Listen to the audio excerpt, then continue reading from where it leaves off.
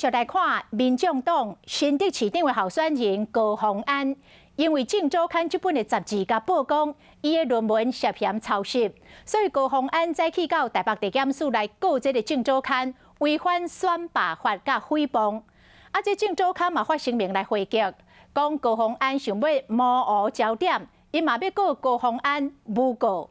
《镜周刊》嘛继续来压料，讲高虹安到美国留学500多天。 并无留职停薪，拢是靠自测会工会来支出。民进党团的总调郭建明讲，自测会总预算有3%是向政府部门来申请，也就是讲高虹安是用公家钱出国留学，公私不分。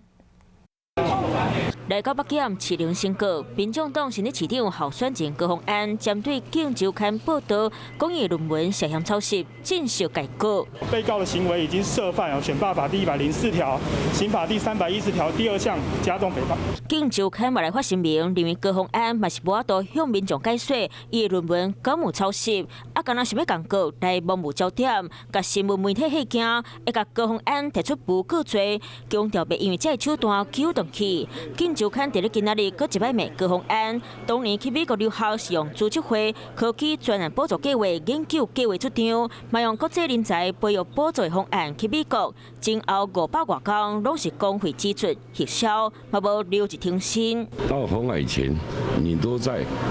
你自测的薪水嘛，这公私不分嘛。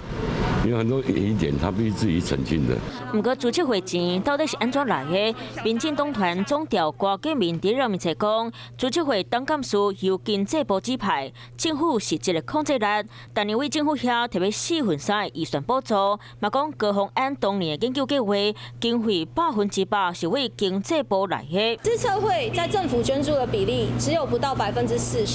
在司法人的情况之下，并不会因为 它有75%的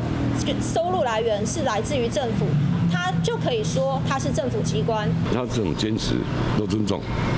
但要经得起考验啊。当被戳破的时候，你是无地自容的、而且有法律问题啊。两边争议歹收煞，包这摆风波继续伫咧正大摊。想要获取更多新闻资讯，想要看到主播最新的动态，赶快订阅华视 YouTube 频道。